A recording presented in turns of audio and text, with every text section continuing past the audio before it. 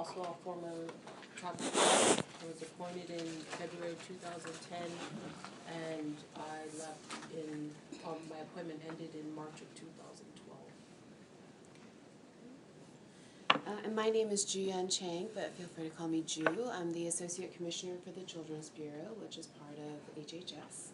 I'm actually relatively new to the job. I've been here for a little over 6 months, and Spirit Lake was something that was of importance to this administration and brought to my attention soon after I arrived at the job. And so we are, as Marilyn said, really here to get a better sense of what's happening on the ground. And so I think it's great to start our time here meeting with all of you, and we really are here as in a learning mode. So anything that you can share with us would be really helpful. So appreciate your time.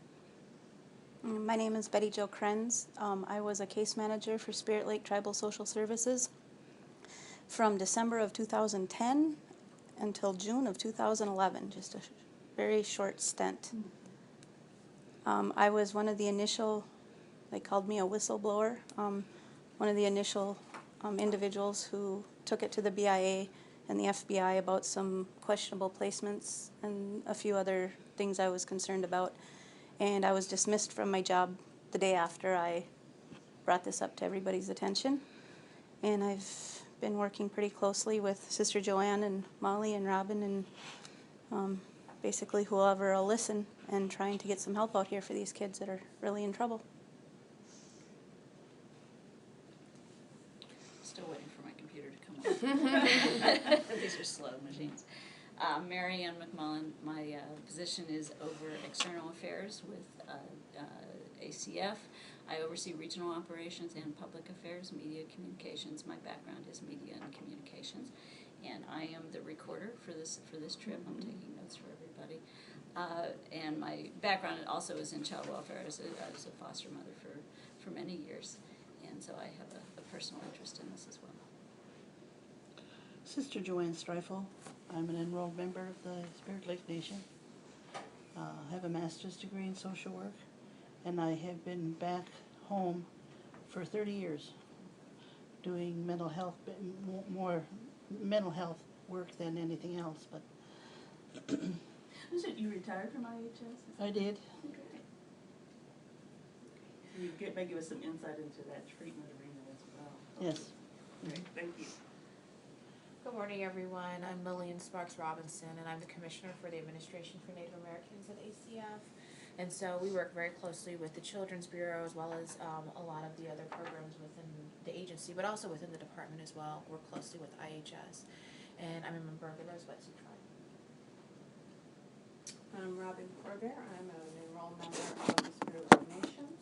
I'm a descendant from Pine Ridge, but I've been, I'm a foster child. I was in the system growing up. I fought against the system, and I've had my kids placed in the system, and I got my kids back. Good. And I'm Marilyn Kennerson. I'm the Regional Program Manager for Children's Bureau in Denver. And so we work with the states and the tribes within the 6-state region. Great. Okay. I'm sorry. Can I ask a question? What exactly is the mission for ACF? What exactly do you guys do? Not related to this specifically, but overall, what is your Yeah. mission? So ACF, well, we provide funding for numerous programs. So these are all the agencies or programs that fall with under ACF. We have the Administration for Native Americans, which is what I administer, and those are grants for social and economic development strategies, as well as native language activities and environmental regulatory activities. Then we have the Office of Head Start, which provides Head Start funding. I think you guys are familiar with that. We passed our Head Start Center. We also have, I'm pregnant, and so I take a lot of deep breaths because my lungs feel compressed. But the Office of Child Care is also one of our agencies, and so they provide child care in the form of either vouchers or funding for tribes to directly operate child care centers as well. We also, or home-based child care as well, provide funding for that.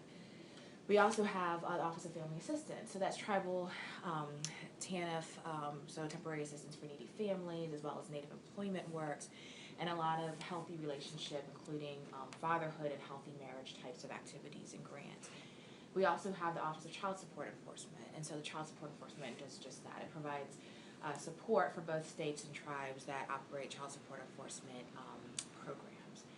Then we have ACYF, which is our Administration for Children, Youth, and Families. And under ACYF, we have two bureaus per se. One is the Children's Bureau, which is what child welfare programs fall under. And you're familiar with Title 4A and our 4B programming. And then we have the Family, Youth, and Services Bureau, which is where you'll find a lot of the runaway and homeless youth activities, teenage pregnancy prevention, and some domestic violence activities as well. We have the Office of Community Service, which is where your community service block grants and social service block grants are housed, as well as funding for LIHEAP. And so I'm not sure if Spirit Lake receives LIHEAP funding directly or if you guys go through the state, but that's where that money is provided. We also have the Office of Refugee Resettlement, which provides a lot of activities for refugees that are coming into our country, particularly those that are unaccompanied children, and some human trafficking activities as well. And then we have so those are our OPDIVs, our operational divisions within ACF. And then we have our staff divisions, and so Marianne is our Deputy Assistant Secretary for External Affairs, and so she works with the regions. And the regions may or may not operate all of these programs too. It just depends on the program. So for example, ANA and OCS, which is where the LIHEAP and the community service programs don't have regional support or regional staff there. But programs like Children's Bureau do. So Maryland works in region, this is in Region 8 as you know. Office of Family Assistance, they have regional staff. Child Care, Head Start, all of them have regions. And so a lot of times the tribe or the state will work through the region when they have concerns or when they have things that they want to share with regards to their application or the administration of these programs. But all of our programs are grants. These are grant programs, so they're not like an IHS program or they're not like a BIA program. We don't administer any services directly. We don't have the capacity or the charge or the authority to do that. We only have the authority to provide the funding to the tribe or the state to do the services and to do the program as they have designed in their application or their proposal. Now, a lot of our programs are competitive based, and a lot of them, but a lot of them are also formula funded or are block grants. Now, I'm not as familiar with those because ANA is a competition, so you have to apply and compete and get scored a certain way to receive funding. But other programs like childcare, and I don't know about 4B programs, but I'll use childcare. You can apply for that. There's a formula, and it's an entitlement where you would receive that funding without having to apply. As long as you would have to apply, but without having to compete. As long as you meet the required criteria within the proposal. And so we do a lot of activities at ACF, but they're all focused on children and families, and particularly children and families that are either coming out of poverty or are at risk of falling into poverty or in poverty. Our goal is really to provide services to allow all of those youth and children to have the same start, the same equal footing as the rest of America. And we provide services, again, to tribes, states, and territories. Okay, so let me be basic here. Are you a federal agency? Yes. Okay, We're all federal agencies. but you also work with state, is that correct? Yes. With state programs? Well, we fund them. We give them funding just as we do the tribe. So we work with them in the same vein that we would work with the tribe in terms of providing funding. We don't administer the state dollars. We don't, in terms of, or the state programs, I should say. We don't. So let me ask them. You're in charge of the grants? For my program, ANA. Yeah, for yours. And if you find that a particular state or Well, I don't provide funding to states. Tribe. or tribe, let's say, have a grant and they're in violation of the grant, what happens then? Well, I guess we would have to determine what do you mean by in violation. Are we talking about funding? Is this an audit issue? Are they not meeting their objectives? ANA is not probably a good example of that because we don't have regulations that you would violate. We're not a monitoring grant. Our ANA grants are unique in the sense that You design the project, you tell us what you wanna do, you tell us what the impacts are, you tell us the objectives. And as long as you're doing that, then we're gonna provide support. Well, we don't have regulations that we're saying, okay, or like Head Start or performance standards that say, okay, you haven't reached this benchmark, and so now you're in jeopardy of losing your funding. We would only say that if you are grossly negligent in, like not drawing down your funds and you have not completed any of the objectives for the year. And even then, it's a process for us to terminate the grant And funding. who would monitor that Our situation? program specialists for A&A. Well, due to, I think perhaps we were trying to get to, or they may you're trying to get your clarification, Donald, is with the Children's Bureau grants. In the Children's Bureau grants, we do have two permanent grants, that's 4B and 4E. Now, 4E grants are directly to the states. Now, states have certain authority under those. They can establish agreements with tribes, youth serving agencies, the youth authorities in states, and so forth. Say like the state of North Dakota could establish agreements with the tribes with the boundaries of North Dakota. There's also the 4B grant, which also provides a funding vehicle for primarily for social services activities.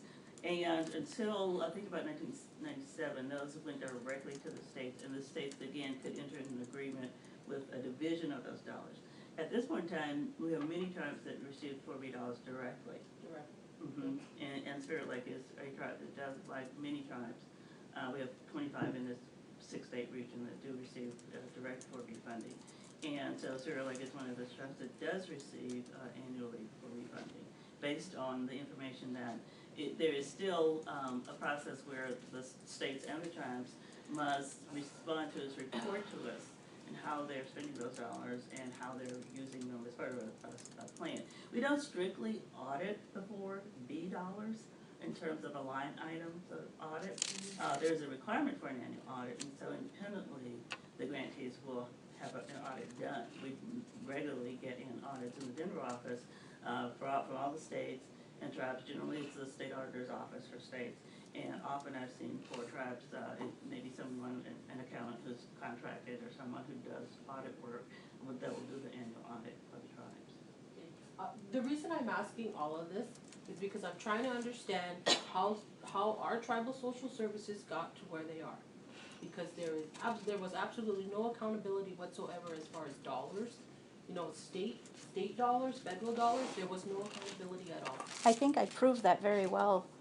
And I think we've all seen the documentation between the state of North Dakota and the tribe stating very clearly they're in violation.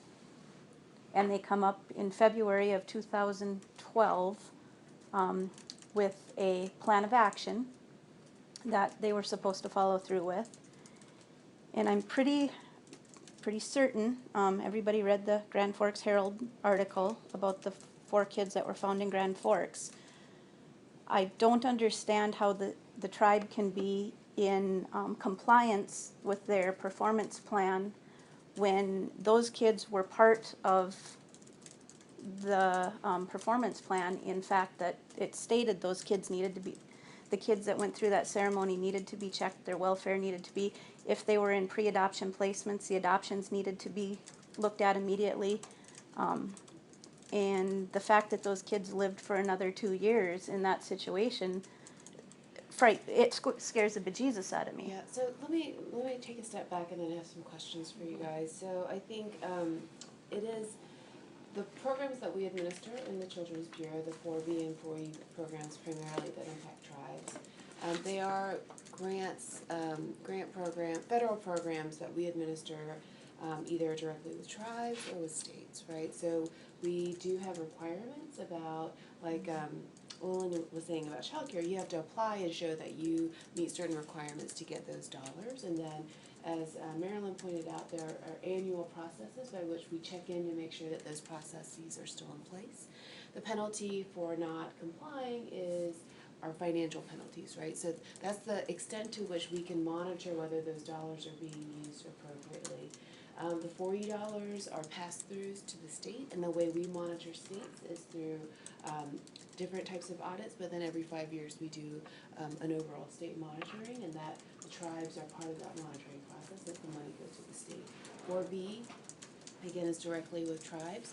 I think the way we approach it is we recognize that our federal particularly the Children's Bureau dollars, are not adequate to fund and are not designed to fund complete child welfare systems. Even when we work with states, we consider ourselves partners with states and tribes, and we try to contribute to a part of the funding of a child welfare system, right? So I think it's important to think about who are all of the partners that you have at the table, whether it's BIA, Children's Bureau, and if we look at nationally, the way that the partnership works is that usually it's about 50% combination of all federal dollars that go towards child welfare systems, and about 50% the state or the tribe that funds it, right? So that's why it's considered a partnership. So those are the funding resources that go to support a system, and each funding system will have a certain set of requirements about how you use your particular dollars from that funding stream, right? But underlying all of that is a larger system that makes decisions about how it will do everything from investigations to placements to safety assessments to case planning, case review, courts involvement, everything, right? And so one of the things we're here to learn is, from your perspective, what does that system look like, right? So I think what's confusing is that each funding source will say these are the rules we have about what these dollars are used for, that plays a part in what that overall structure looks like, but no one person will say this is what the entire system needs to look like. That's what you as a community have to decide, right? I understand that, but what I'm trying to figure out is, you said that they have to answer annually, apparently, some type of progress report. So what you're saying then is that they just have to submit a progress report, not knowing for sure if they're actually doing it. No, we do have an auditing process. We require everyone who accepts our dollars to do an audit themselves. Yeah, you said on an annual basis, That's though, right. right? Okay, so what you're saying then is that, I'm gonna use an example of Kevin Dufney, the prior director. What you're saying then is Kevin does a self-audit of the agency himself and sends that to you. No, it has to be an independent audit. Okay. And that's on an annual basis? In America, until Right, and I was going to, if we could, and I know there was a reference to some specific cuts, and I don't wanna inhibit any of that discussion. And I was just wondering if we can acknowledge that beginning, there's an awareness that beginning in late 2011, the Bureau of Indian Affairs office did do an audit from the Aberdeen office. They call it their contract audit. Okay, so they did that and eventually did a report that went to Aberdeen and eventually made its way to the state of North Dakota. And that, because that report referenced the condition of case files and so forth. The state of North Dakota, of course, was interested based on the FOIA agreement that the tribe has with the state. And so between the two of them, there were some very serious statements in terms of the documentation within case files, visiting, whether or not children had been visited out. It wasn't a matter of whether or not truly they had been visited or not, but a significant issue too was the level of documentation that didn't give any indication of whether or not they'd been visited. But anyway, so that started that, and as we're all aware, a great deal of work began with the Bureau of Indian Affairs office out of Aberdeen as part of the grant process from ACF, again to the states and tribes. We provide a process that we call technical assistance. And as part of that, there's reference to program specialists. I have program specialists in my office that work with each state and the tribes in that state. Those program specialists do tend to work very closely with the tribes, as well as the state, to try to get a handle on whether or not there's any technical assistance we can provide to those particular tribal programs in this instance to help make some changes in understanding of the staff in terms of what those procedures are and how they should be followed and so forth. So I was wondering if we could almost set a marker. We accept the fact and acknowledge the fact that certainly beginning in 2011, there were a number of issues that were identified. There has been work on those issues since then, I guarantee you, because I've been very heavily involved in that work since 2011. So the last 3 years, certainly not perfect, and there have been a lot of shifts and changes and so forth. Kevin Duvenes was a former director. Quite honestly, we haven't had much contact with him in more than 3 years. So I really was wondering if we can all acknowledge that there have been those issues and then move forward. I know sometimes it's not easy to move forward without some acknowledgement of the past, but if we can maybe focus on forward movement. I'm great with that, and I think everybody here, I mean, I won't speak for everybody. My question is this: who do I go to? Who is ultimately responsible for the safety and well-being of these kids that I have serious, serious concerns for? Okay. Molly was the judge during a lot of these cases. Sister Joanne's been involved with them and knows their histories very well. They're in serious jeopardy. Okay.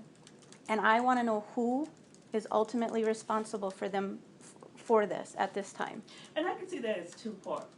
Number one, if you have very specific names of children and their situation and their location, I think we can talk about that at a point in time, certainly before we leave here.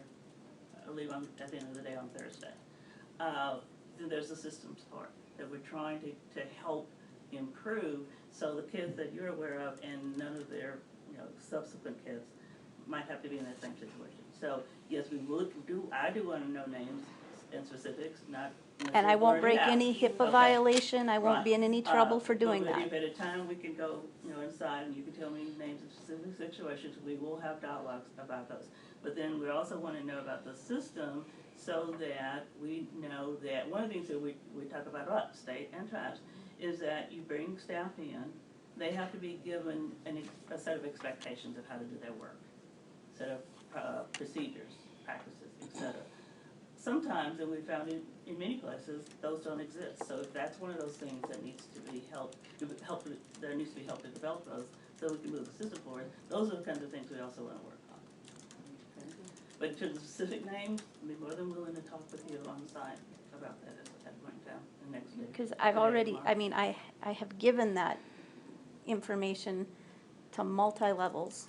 Molly's been with me, to BIA, FBI. So I think one of the things we're trying to understand is why that system isn't working, because our expectation is that there is a reporting system when children are being placed in a dangerous situation or being harmed. It's our expectation that that system exists. And it sounds like you're saying that that system either doesn't exist or is breaking down, and we just want to better understand what that is. So do you know that there is a hotline? Is there a hotline number that you know Yes. that you can call? Molly, would you like to explain your situation and your experience with the hotline? Well, okay, if we're just talking about the hotline, this is what happened. How recently can you pinpoint a date? This was about, I think it was in the fall. This past fall. Yeah, and, what happened was, it was my sister-in-law came to me and told me she was afraid that her grandson was, talking about, alleging that he was being molested by an individual. I told her to contact the police immediately, get the child to the police station. That's exactly what she did. She took the child and the mother and her, they all went to the police station. They made a report with a police officer, the tribal police officer here. The police officer told them, we are going to take care of this, it's gonna be reported, you're gonna be contacted within 24 hours to get a forensic interview done. She never heard anything for a week. She again called me, what should I do? Now, you have to understand why they're calling us, because nobody else is helping them. That's why they rely on Betty Jo, and that's why they rely on Sister Joanne, myself, Robin. They call us because they have nobody else to quote. Is there a national abuse or a tribal abuse hotline? Is there a number that people, like, as a There's an manager- area, there's an area. It's an area. office number? isn't crisis it? line, yeah. Okay. And that goes through the law enforcement center in Devils Lake. Okay. And the workers on that crisis line come from the Lake Region Human Service Center. Okay. Okay. That's exactly good information. So in that state, so when you said I guess I'm confused. I'm just wondering. There if are there's a- human services centers across the state of North Dakota that serve, North Dakota is primarily county-based, county administrative. So who staffs that? And they have Human regions. services staff will be state staff. Okay. staff? Yeah.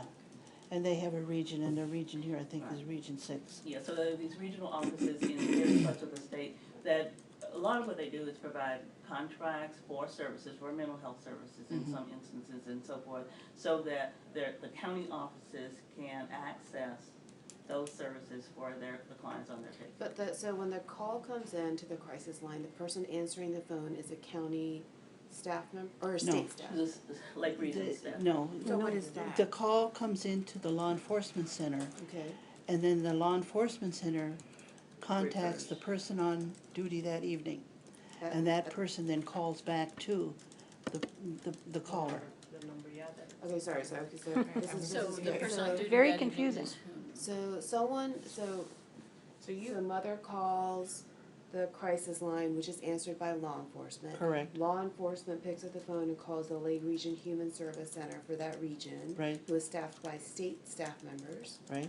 And that person will call the mother back and say, we got a report that something's Yes. happening. Is that right? Yes. Okay, so then they call the person back, and I'm assuming that's some type of screening to see whether an investigation needs to happen, is that right? What happens when the mother gets a call from the Lake Region Human Service Center? If we're talking about the crisis line, that's a suicide line. Yeah, that's a suicide crisis line.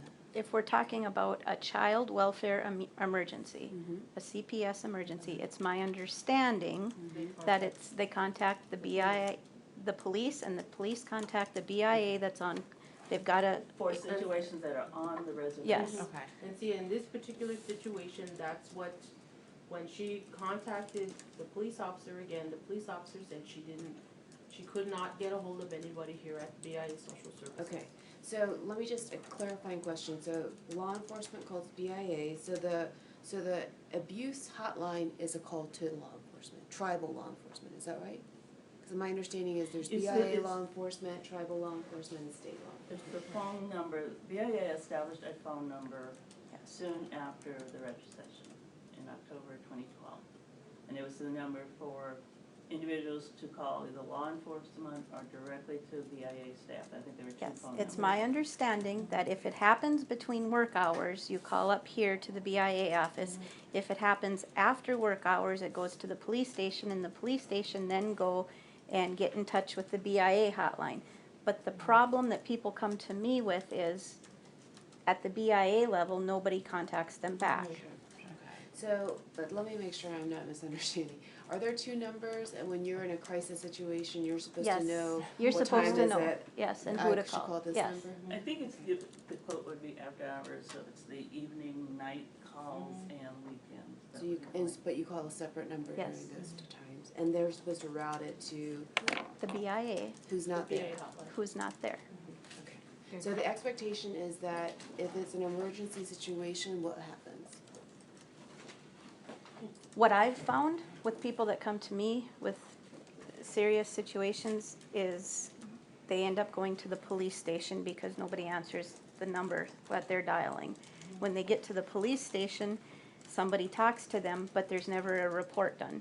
Because they are waiting for BIA to do it. I So don't they know, don't- I can't say what they're waiting for, but the police, there's not a report done. Sure. Hence, people come to, and say, they show up at the tribal court a month later and say, what's going on with my case? They say, there's nothing we can do because we don't have a police report.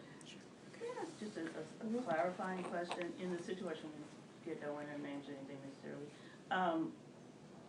When the grandmother was concerned about her grandchild perhaps being molested, was the alleged person who was doing the molesting, the person alleging was doing the molesting, was that person in the home? And did that person have and/or a regular contact with this child? I have regular contact, but not in the home. So the grandmother then contacted, the police again. Police told them they could not get a hold of anybody at BIA Social Services.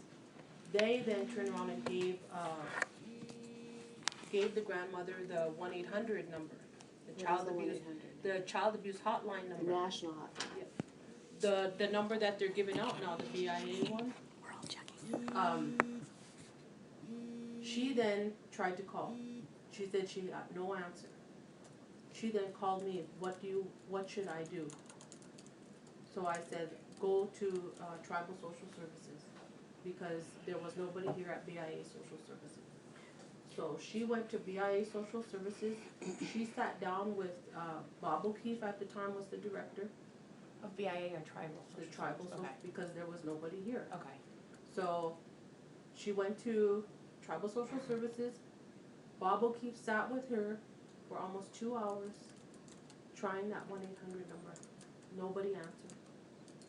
Nobody The answered. national. This BIA hotline that was set BIA up, has 1-800 posted a number. Okay. that's the number. Okay, so we'll definitely check in, talk to BIA and get more information about that. Can I ask you about your interactions with BIA staff? So this is where BIA Social Service is housed. It's right over there, right? And so what has your experience been like with the staff? Is there one staff person?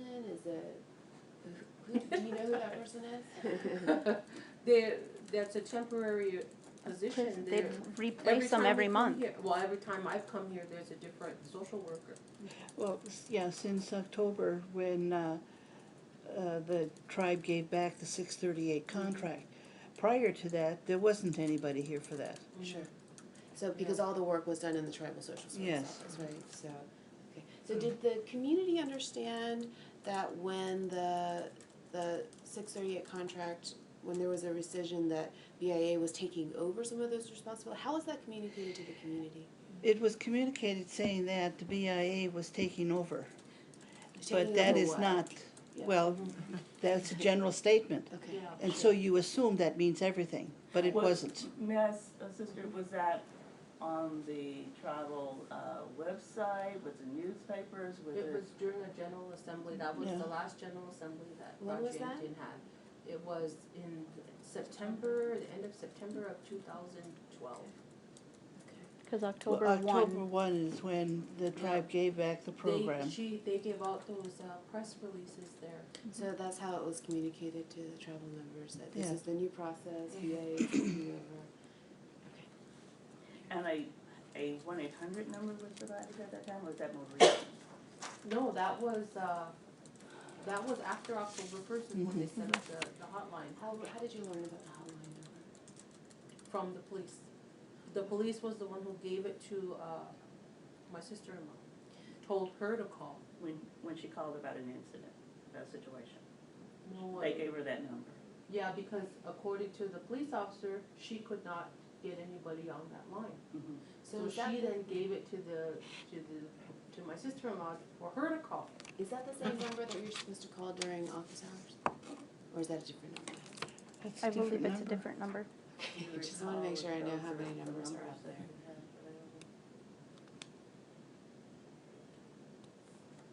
There was a 1-800 number that So- she was given. Just out of curiosity, before October of 2012 then, what would have been the response if your relative came to you and said this is happening? Who would you have called? So before Tribal BIA Social came, Prior, Services. yeah, tribal social services. was there a hotline number or abuse? No, they don't They, have a they would hotline. call, that, Just the main they would line. call the law enforcement center. The law enforcement would, there was a list of on-call staff that would call the person that was on call. If I was on call that particular weekend, they would call me and I would have to go out on to the scene. Okay, so so some people might call law enforcement, some people might call tribal social services directly, is that right? Okay. So, and there was always someone on call, was the experience that before BIA took over, that there was always someone you could talk to? There was in the always tribal an on-call person. And so you talked about you might be the person if you're on call to go out. Can you tell me a little bit about your training before you started working as a case manager? Yep. I have a 2-year nursing degree Mhm. and minor in psychology. Mhm. And I worked for Head Start as a family service coordinator, and Kevin Dufany begged and pleaded for me to move over because there was an empty chair. My Work for the training, tribal yep. kids. My training for tribal social services started on a Tuesday. They brought me a book about that size, and I was very clear with them that I had no child welfare training. Sure. And it was set in front of me, and they said, here's a stack of files, you got 131 cases, you go to court tomorrow. Okay. And who is your supervisor? Kevin Dufany, And he was the director. How many other staff members are There was one CPS worker there? And what was that person's responsibility? to do all the CPS, all the child protection, the 960s are reports of abuse and neglect that would come in. Chris would be the one to investigate them unless it happened on a weekend and somebody else on call. They would deal with the emergency part and then she would do the investigating.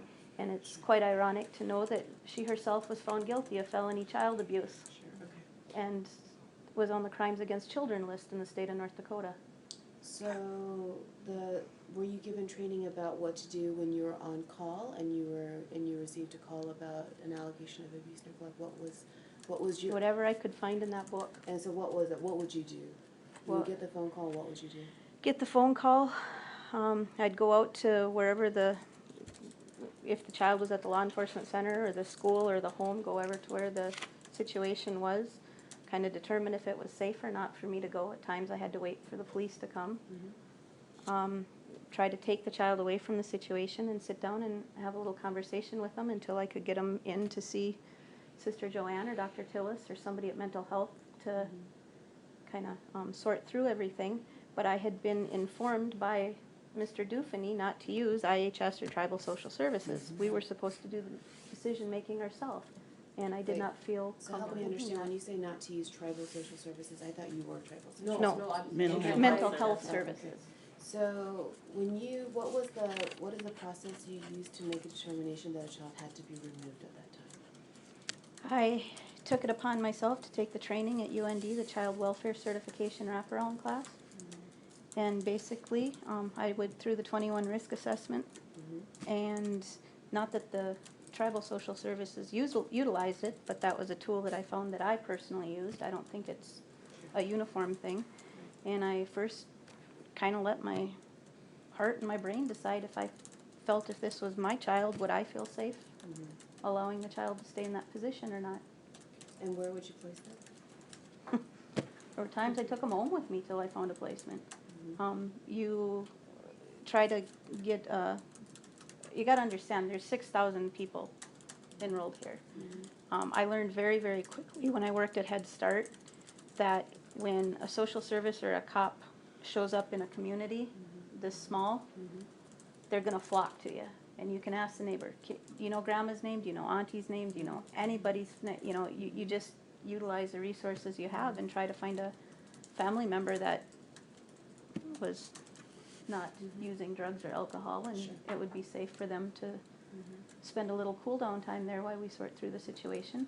There were times when that wasn't possible and I took them with me.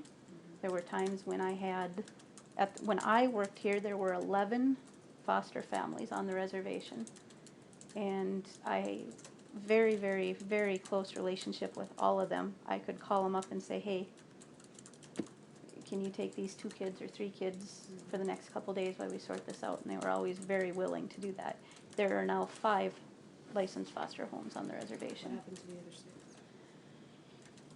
You'd have to talk to them, I suppose, but the ones that I know of have either had their license removed for basically standing up and speaking out, or they've just turned in their license and said they don't want to deal with it anymore. So did you ever, so there was no process for emergency placements, I'm assuming, right? So there was no, was there a place you brought the kids while you're processing the paperwork, trying to figure out where to place them? My office, Your office, okay. my home, wherever it, I mean, And what did your supervisors have to say about that, or I'm assuming they're aware, everyone's doing this, right? my Is that right? supervisor was normally at a rodeo or a powwow somewhere. And how many other case managers were there? You're looking at her. So when you were hired, you were the only case manager? Yes. You know, when Kevin took over the responsibility of Director of Tribal Social Services, they had qualified social workers working there. When was that? They, Prior to me, prior to 2011. It was prior to 2010, I wanna say, Yeah. maybe 2006. 9 probably. Yeah, Kevin became director in 2006. I'm guessing, or I'm Yeah. not exactly No, sure. I didn't know that he. Oh, became okay. director. Yeah, she So knows. before 2006, tribal social services looked very different. Yes, very different. They had 3 or 4 case managers that worked with the children. They were referring them for the children's sake, you know, to have therapies and so on. Kevin came in and that all changed. You know, he would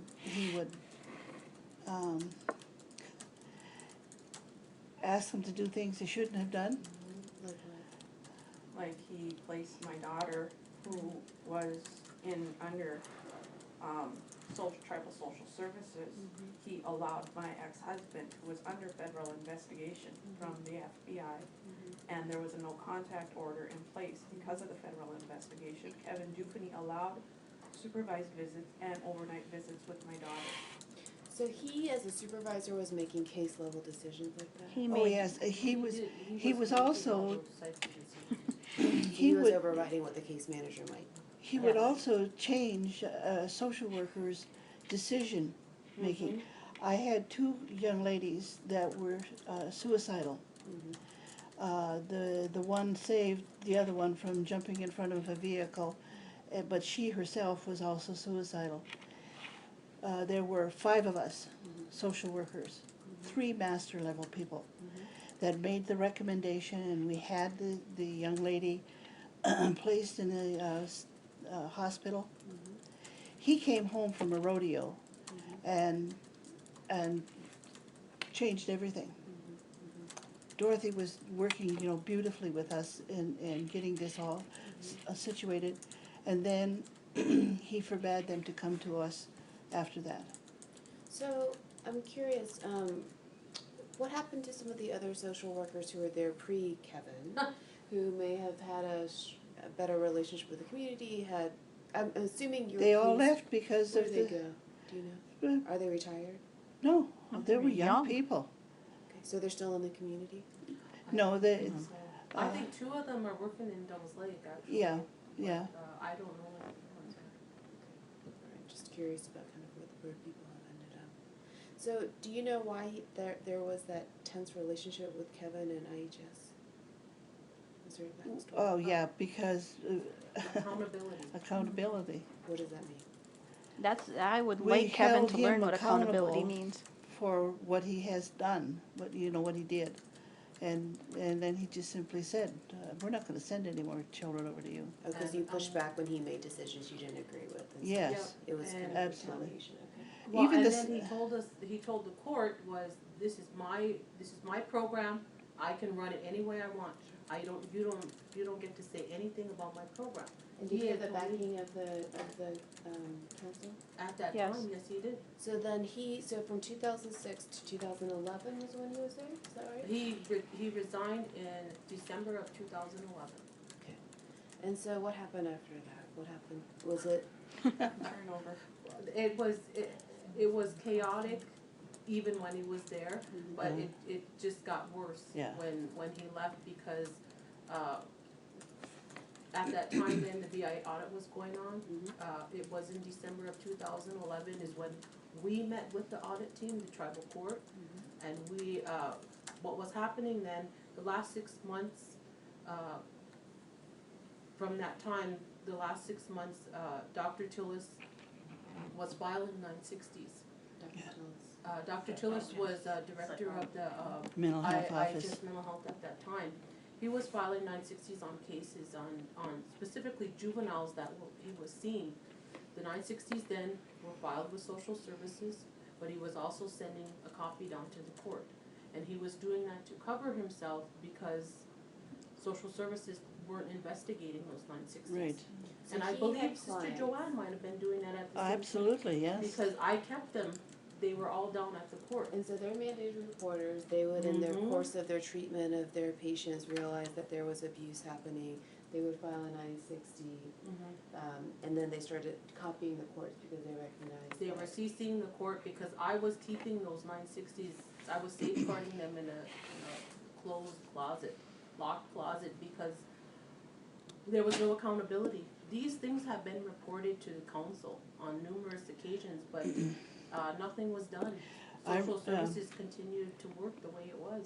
I wrote a letter to Myra, who was the chief at the time, indicating how Kevin had dealt with these two suicidal clients of mine. And I didn't even get a response back from Myra that she had received it. And I know she did because I spoke with the Fort Totten district council person, and yeah, she knew that they all had gotten a copy. So can we go back a little bit? Sorry, I'm curious about, you got 131? 131 kids. 31 cases, No. kids or cases? No, So- no, no. There were actually more kids. Right. I had 131 that were in, Families. no, 131 that were in a paid placement. Okay. But I had approximately, and I can't even give you an honest number because I never even had chance in that 6 months to meet some of the kids that were supposed to be getting services through social services to keep them in the home that I could never track down. Sure, so 131 are the kids in foster care, Yes. right? Foster or relative care. And so, just based on your limited time there, what was the process for visiting them? Was there an expectation that you visit them in person on a monthly basis? What were the kind of expectations? Like I said, when I first got there, I could, and I think anybody who's been around the offices here, I could have taken a 5-gallon bucket full of papers and spread them across the office, and it would have been more organized than what I walked into. Okay. So it took me, when I showed up in court the first time in front of Molly, I had never met the kid I was going to court with. I had no information except for there is a court hearing regarding this particular child.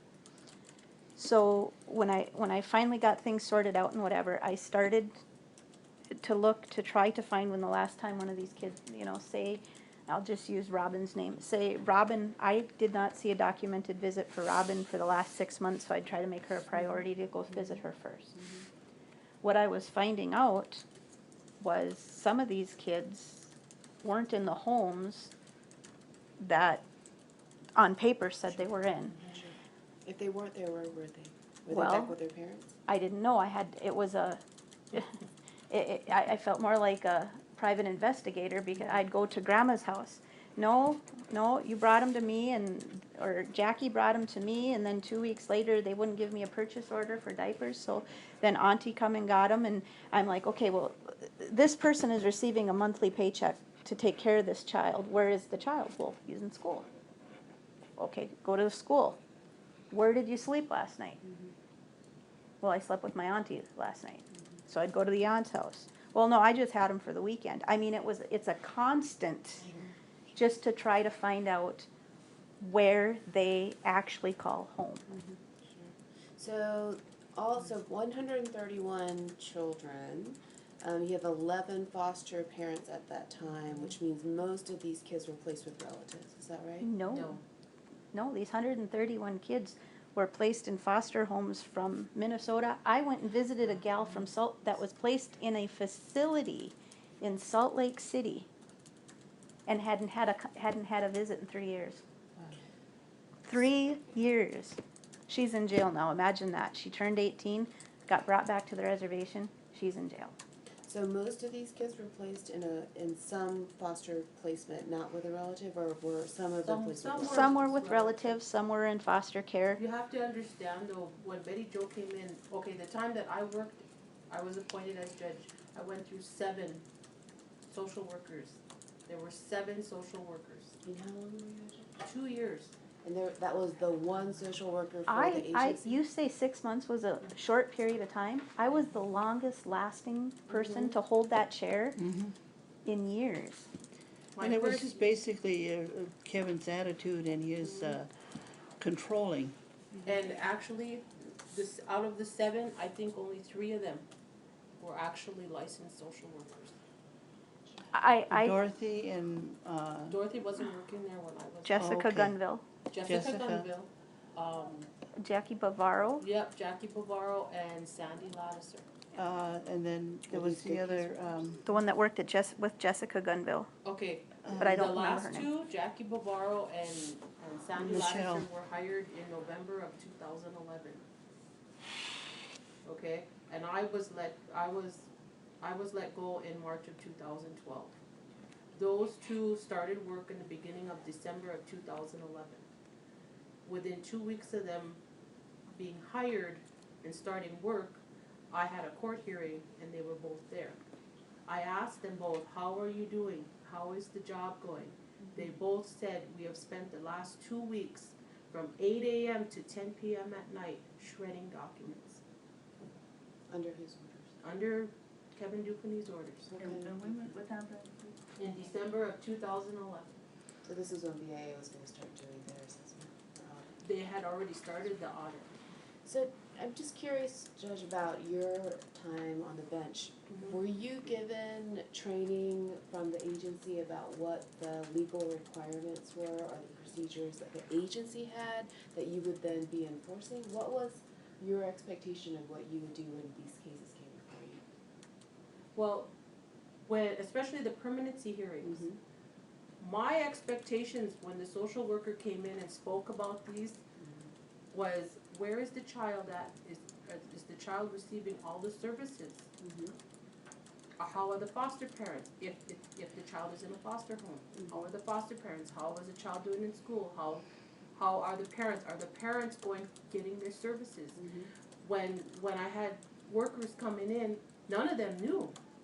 I'm not dogging on Betty, but No, I didn't know. they absolutely did not know, because they were so overwhelmed with all of the cases, they didn't even know the name of the child we were having a hearing on. Sure. And I was either dismissing the cases, or I would ask them, do you want a continuance, because you don't know anything. There must be another meeting here at this time. So, so when you say you dismissed a case, what does that mean? I dismissed it. So that the So that the- so that- charges against the parents were dismissed and the child could go home? Now, Did you issue an order for that child to be returned home? A majority of the time I did when the case I want to was dismissed. clarify something. You said were charges dismissed from the parent. In the time frame that I was involved with social services, 6 months, I had confirmed through forensic interview at least 1 a week of serious child injury or rape. I have yet to see one of them ever go to court. So charges are not brought up on these So, parents. In other state child welfare systems that I'm familiar with, you often have, in serious allegations of abuse, kind of 2 tracks, right? You've got the criminal justice part, and then you've got the child welfare social service aspect, right? So the social service judge would not be expected to do the criminal investigation, but I don't know how it works here. So is there a 2-track system? Do you Tribally, Right, well, it'll be on, if it's a child abuse case, and if it's going to be criminal charges, it's gonna go to the federal level. So it'll be a federal case. However, the social services aspect would still stay within the tribal court. Now, again, this is another example of what happened was, there was an individual charged, convicted of child abuse on this child Right. In the We- federal court? in the federal court. Yep. There was a permanency meeting, Mhm. not a hearing, a meeting scheduled within 8 months after this person was convicted. He had served his time and he came back. Kevin Dufany recommended that child go back into this father's home. I was there, I heard him, and I told him absolutely not, there was no way I would sign an order agreeing to that. And Kevin told me he would take it to the council. I told him to go ahead and take it to the council. I didn't care. But this child was not going back in that home. What happened? I didn't sign the order, but he still placed, because the child was under social services yet, he placed the child back with the father. So, that's interesting, so he can do things without court orders, cause that's something, And this, again, all of these discrepancies, all these violations were all brought up to the council. You have to understand, we had went to the council, we went to BIA superintendent to try and report these, because this was such a, these children were in such danger that where do we go? Where could we go and discuss this at? it sounds like you have new tribal council leadership and certainly you have a new chair. Do you feel like that's different today? Unfortunately, I don't see any change. I think the tribal chair is more willing to listen, but I think the way tribal government is set up, you have to understand, 3 of these tribal council people are still the same 3 tribal council people that were involved. One of them happens to be Kevin Dufany's sister. And the chairman only gets to vote if there's a tie. How many council members are? 4 council members and the chairman. And 3 of the 4 are the same as. Yes, and I've taken my concerns, for heaven's sake, I had 2 of them come to my home and sit down and listen and hear it. And some of them are their relatives, What do you mean relatives? these council members that come to my home, and I said, listen, these kids are in serious jeopardy, they're in trouble. Oh, the kids are Those kids related would to be the council. related to them individuals, and to this day, I know for a fact, nothing has changed for those particular kids. If you could identify 3 top things that you think that need to be changed in order to make sure kids on Spirit Lake are safe and being appropriately cared for, what would those be?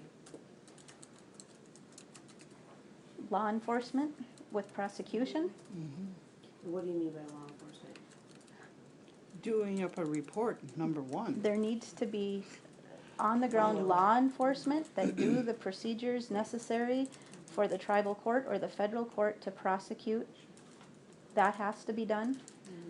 Let's go back to, the thing that you sent me, the email, I'm sorry, I can't remember his name, from BIA Social Services. He gave that estimate, was it last spring, that there were over 300. 300, this came from the BIA, there's a press release. I mean, it's very well out there. From October of 2012, when they took over, 6 months later, they said they had made 300, they had 300 active investigations in 6 months. None of them have been charged. There needs to be follow through, there needs to be accountability. I think it's important for a streamlined process for people. We're not talking, and I'm not being disrespectful, and these ladies here know that very much. A lot of the folks that we're working with out here are the poorest of the poor of the poor. And they've been kicked down and beat down, and there needs to be a streamlined, simple process to get the help to come to them. Because when you say, okay, you've got to take this child who's traumatized to the police station. The cops, they do their interview. The kid is traumatized again there. Then, well, guess what? We've got to take them to Grand Forks for a forensic interview, but we don't know when that's going to be. Now, mom might not have a job. She might not have transportation. She might get fired if she takes another day off. And she waits by the phone to get the call to take them to the forensic interview. So they bend over backwards and they jump through all these hoops. Somebody might or might not answer the phone. They get done with the forensic interview and they go to the court a month later and they say, where are we at? Because I can't sleep at night worrying about this. Well, I'm sorry, we never even got a police report. You go away, we'll get in touch with you. So I'm curious, are most of the cases that you saw, or is it like the national average where it's a relatively small percentage of the cases? What are the types of abuse that you're finding, and why? So when the mother is making the call, is it because someone in the home is abusing that child? What I've kinds of seen abuse are you finding? physical abuse, Sexual. sexual abuse, a lot, rampant sexual abuse. I, As a therapist, 90% of my clients were sexual abuse victims. Oh, again, I'm curious, because I'm trying to understand, and I have been for several years. Is this generally by family or close individuals in the home? yes, Now, Sister Joanna and I worked with the Suicide Prevention Coalition that began in, I want to say 2009.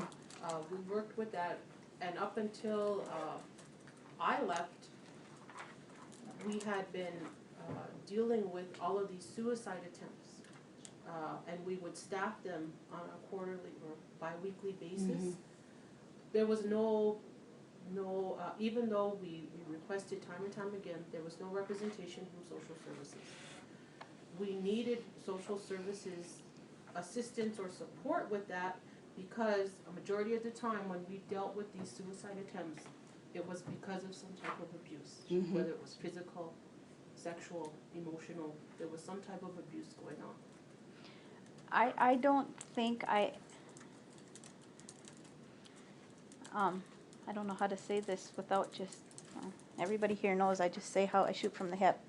Neglect is a commonplace out here. I don't think, it takes very serious neglect for a child to be removed and placed in foster care here.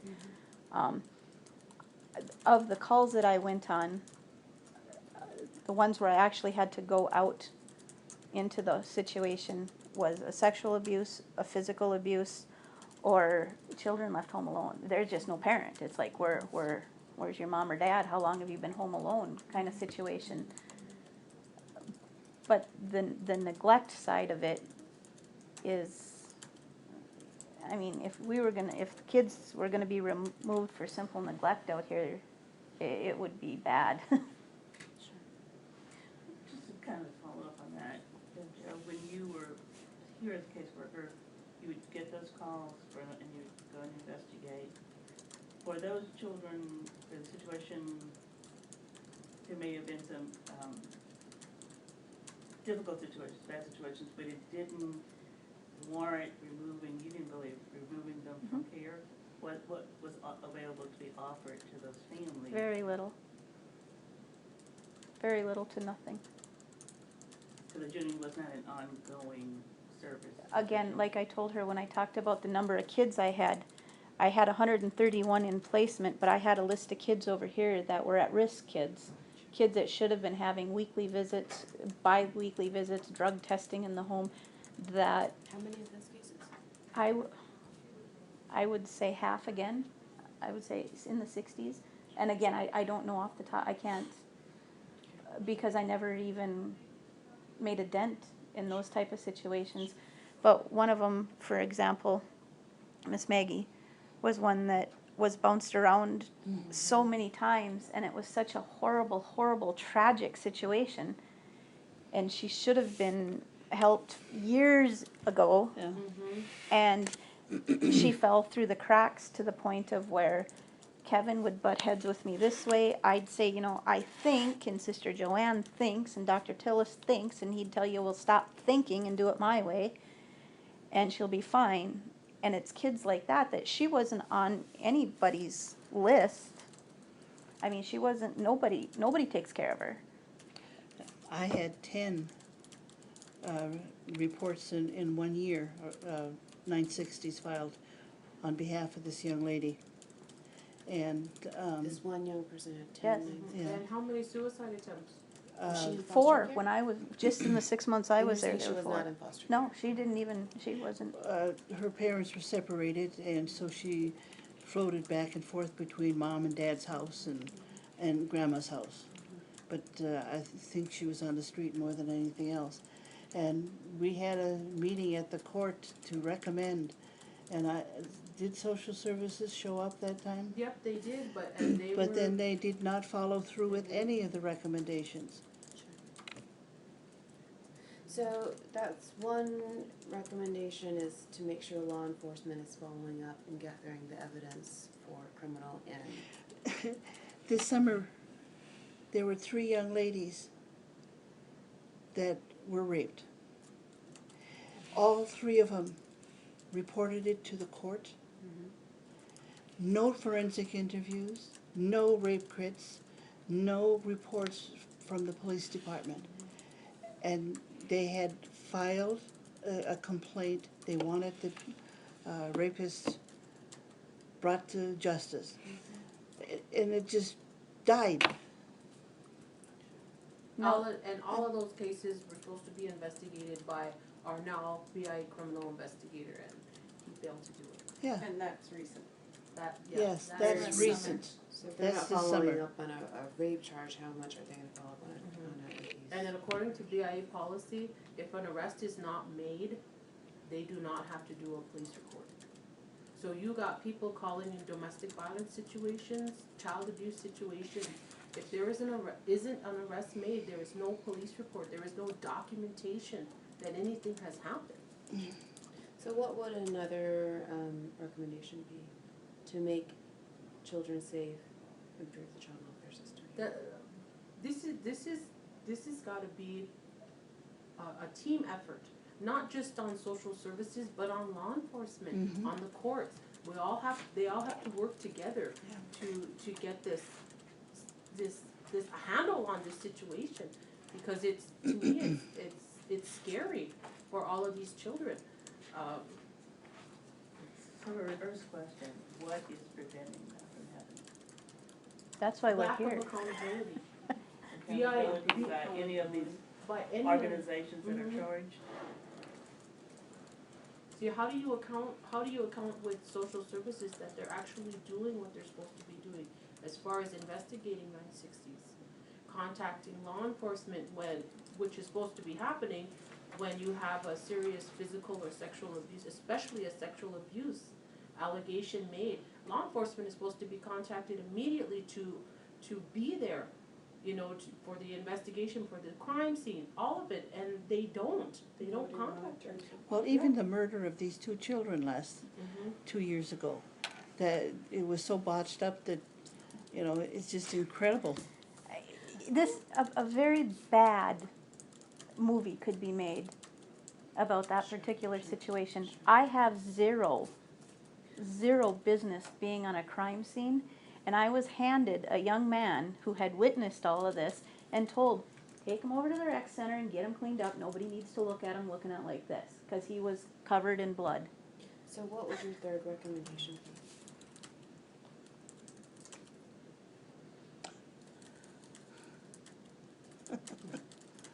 Where do you, there is just, I don't even know what to say. The individuals that are on that list that Betty Jo has, those children now, I am guessing that some of those cases on that list were the ones that were shredded. Yeah, I anticipate an absolute zero information except what Betty Jo can share with me once I start investigating these cases. Because social services also at the time when I was working at the court, they were taking children out of the home and placing them in relative care or in foster care without any documentation. So documentation is important. And can I just, my last question really is about, since some of you are members of this community, is it your sense that this is something that the general community even is aware of and is Yes. concerned Oh, about? yeah, and they're so discouraged because there's no place to go for them. If they run into a problem, who do I go to?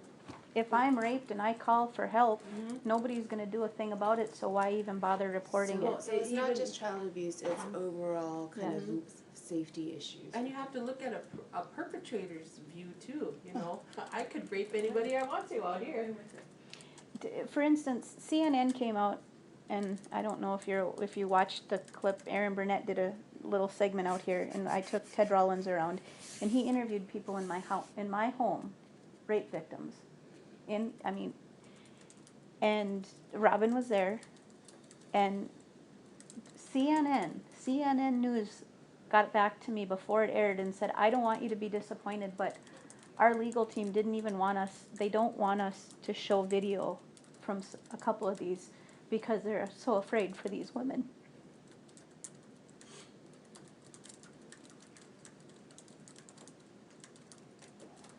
You know I'm putting myself at a great risk taking on this responsibility. I don't know what will happen. It's an interesting, there's long to understand some of the relationships, some of the authority relationships. So there's BIA here on the reservation, and I know that there's a gentleman who's an acting chief. Beyond that is the reporting responsibility, is that to Aberdeen, do you know? For BIA. For BIA. Yeah. So a person who would supervise the chief or acting chief for law enforcement here would be a person in Aberdeen. Mm-hmm. And see, at the tribal court, we were having all of these issues with law enforcement. As far as they weren't filing police reports, they weren't actually even filing complaints, but making arrests on individuals. These individuals were brought before the court with no paperwork. I was dismissing these cases. There were other issues as far as not completing investigations. One individual was charged with a rape. He was held in jail with a $1,000 bond he couldn't pay, so he was held in jail. No, the investigation was never complete. To this day, it's never been complete. The case was we had to dismiss the case and release that individual because this happened. Now, this is the stuff we brought before the BIA Aberdeen office. Elmer Fordance, Mario Redlegs, Marcus Babbitt. How many did we meet with, to try and get this addressed? Nothing has changed. To this day, nothing has changed. I met with the tribal prosecutor. He told me the issues that we had when we were there are the exact same ones they have today. And he did bring up the 3 rapes. So it's not happening. So just for my own understanding, so it sounds like if you go directly to BIA law enforcement, they refer you to tribal social services. If you go to social services, they still have to wait on BIA to make an arrest or do a report. So there seems to be a breakdown there at the BIA law enforcement stage. Well, I mean, if we're talking about a case of child abuse, Right. and they go to the police station, they're gonna go to BIA social services, because that's supposed to be CPS now. Right. Hold on a second. But I'm saying they're referred there, so BIA law enforcement, and I'm just assuming that your law enforcement is BIA funded. So your BIA law enforcement won't even act until CPS does something. But CPS also, if they want to investigate or go to the scene, need BIA law enforcement to be there and participate, and so that's a challenge as well.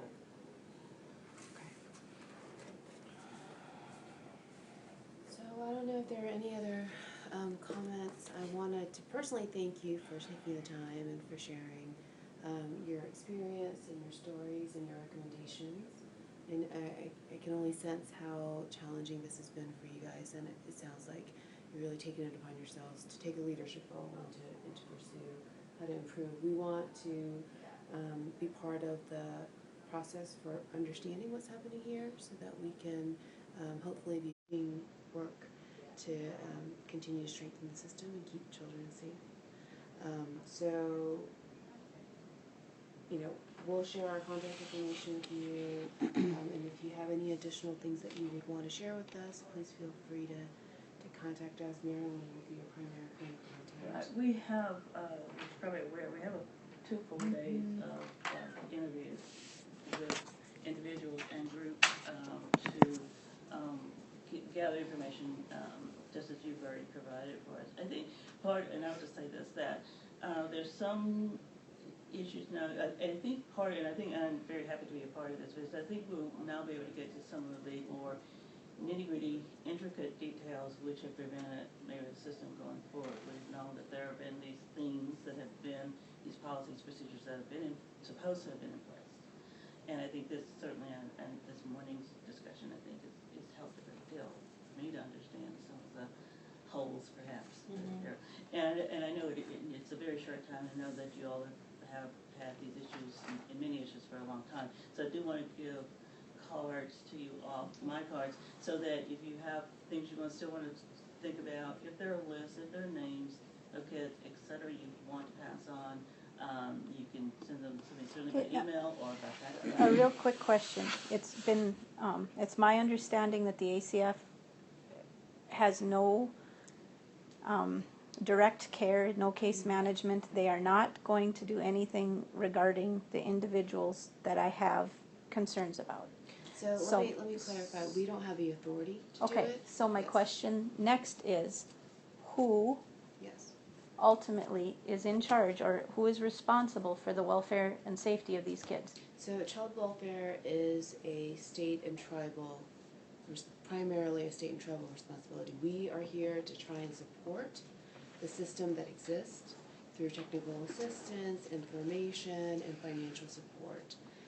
But it is not our system. And so that's why, we can't take information about specific Okay, I so don't I wanna understand confuse what you're things, saying. I right? understand what you're saying. So, Ms. Sparks, where do I go with these? Who is ultimately my go-to person regarding these particular children?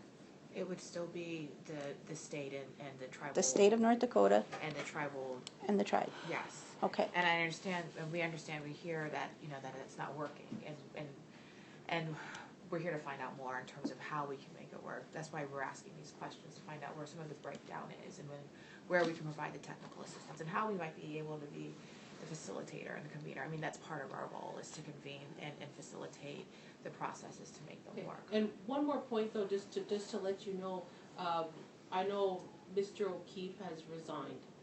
I want you to be aware though that the associate judge was terminated here a couple months ago. It had nothing to do with her job.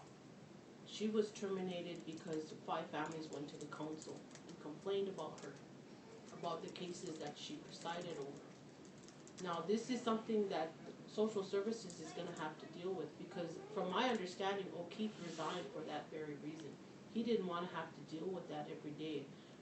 If he had placed the council's relative in foster care, then the council will end up firing him. Everybody's aware of that. That's why I believe that they're having such a difficult time hiring people, qualified people for these positions, because you have to deal with that tribal politics. At one point in time, the tribe had a referendum that separated the courts from the administration. The chief at the time did not process that with the BIA, and so that is mute right now. And I think that is a very, very, very important part, is to separate those powers. The council should not have any authority over the court. For the workings, day-by-day workings of the court. Sure. That's a great recommendation.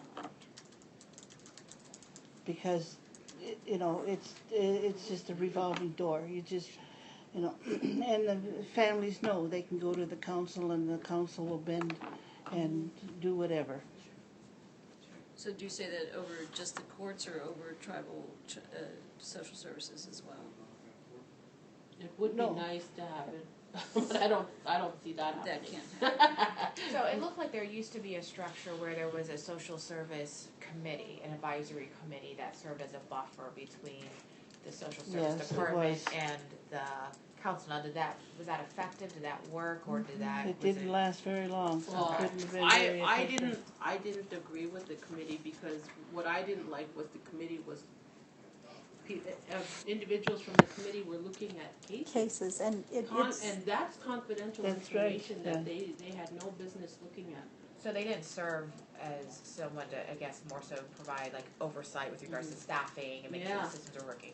They were actually becoming more involved in day-to-day activities. Yes. Okay. Which I Yeah. didn't agree with at all. And were they council members, or were they? They were committee members that were appointed by the chairman. from each district. Anything else to my ACF colleagues? Thank you. Thank you for your time. Yeah, thank you. Thank you very much. Actually, we're gonna have to leave.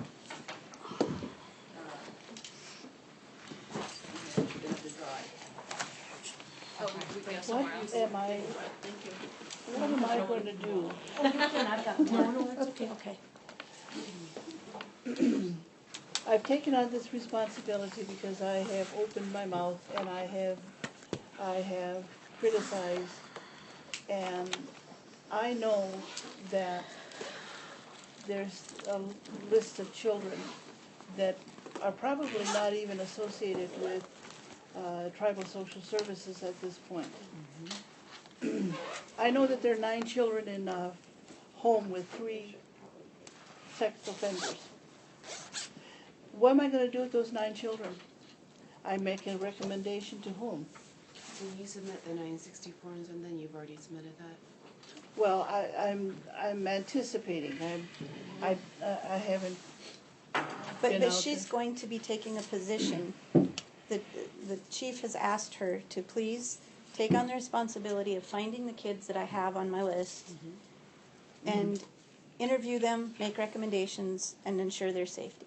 Yeah. Oh, so But the she chief has don't asked know you to do what she's that gonna do when you find. when we Yeah, find. what am I going to do when I go to this one home, let's say for example, where these 9 children are subject to rape every day? in their foster placement. Yeah, because there's No, 3. not foster placement. No, they're back in a home, relative care.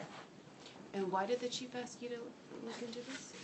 These are the names that keep coming up that nobody is paying any attention to, and these are high-risk children. And have these children ever been in care? Have they been These- out of? I had them in homes. I'm so frustrated because I've said this and we've all said this. I had these kids in licensed foster homes. Molly is aware of 90% of their cases off the top of her head. I put them in therapeutic level foster homes because they had forensic interviews and were found to have been sexually abused. Okay. No prosecutions, nothing, no charges ever been done. When I turned in Kevin misrepresenting these kids and billing issues and all this stuff, he went around and he told Tom Sullivan this, he told Molly this, it's general knowledge. Roger Yankton and him pulled all these kids out of licensed foster homes and placed them in dangerous situations like we read about in the Grand Forks Herald. Let me be clear, were there court orders giving Yes. the council authority, the tribal authority for placement and care of this? Yes, So- yes. Yep, the care and control was under social services at the time. And they did it without telling the court that they would bring in these. How is that possible? They make anything, who's gonna hold them accountable? I need to work through steps here a little bit. I'm sorry. So the cases have been taken to the court, there have been petitions done requesting care placement responsibility be placed with tribal social services, Yes, correct? and I was their custodian and case And they were in manager. care in various placements for a while. Yeah. And then there was a decision made to take them out of care without the court rendering another court order. Exactly. Okay. So they were returned home? Returned home or You given brought to them people back. like Jackie Pelletier, the biological grandmother, Right. off of the reservation. And so they're not getting foster care placement dollars or We support don't anymore? know we don't know. I don't know. I can't answer that because I'm not involved with the system anymore. And so the chair asked you to look into these cases? But we're worried about our own Where am service. I going to take it? Where am I going to take my recommendations? Well, first of all, the chair has asked you to do that, you would take those recommendations back to the chair.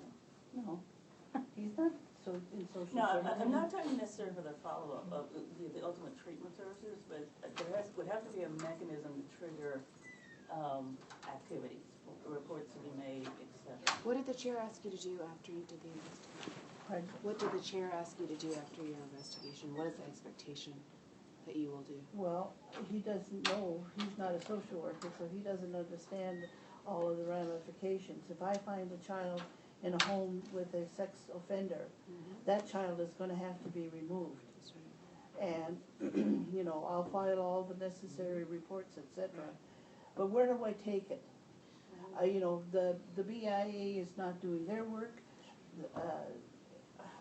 I don't know how much social Sometimes services. we have to differentiate a little bit. I understand. I'm hearing very clearly this morning the statement that BIA has not been doing those things.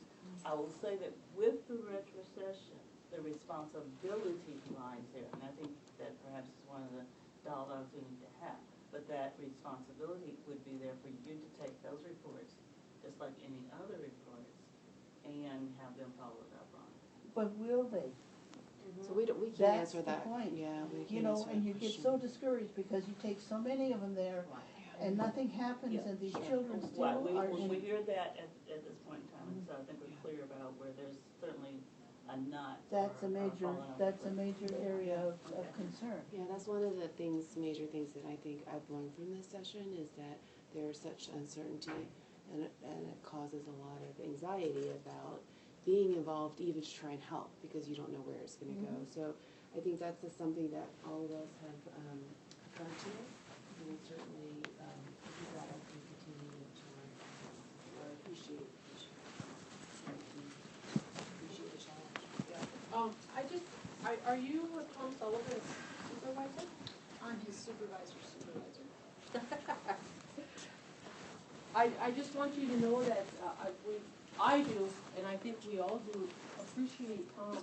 Tom has been the only one listening to us all this time. Nobody else, BIA on the federal level, U.S. Attorney's Office for the state of North Dakota, nobody's listening to us. We have been screaming at walls here, and Tom is the only one who has listened to us. And I sincerely appreciate that, and I hope you let him know that. Thank you for sharing all of your time. I really appreciate it. And thank you.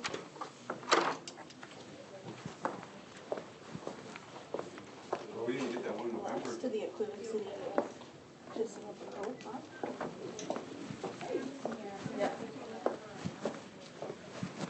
Okay. Got a different number, so. So everything I've ever learned about it being a federal situation, it's not, it's a state situation. And you know, you go to the state, they're gonna Tell me it's not, it's federal. Yeah. So the only thing I really took away from that is it's a state situation. It's a tribal and a state situation. Got it, I hope my recorder works. Let's see. I gotta go get my taxes done, and I'll be over about 2:30. Take a nap. Okay. And we'll see you guys. Bye. Hello. Oh, it's still recording? Whoops.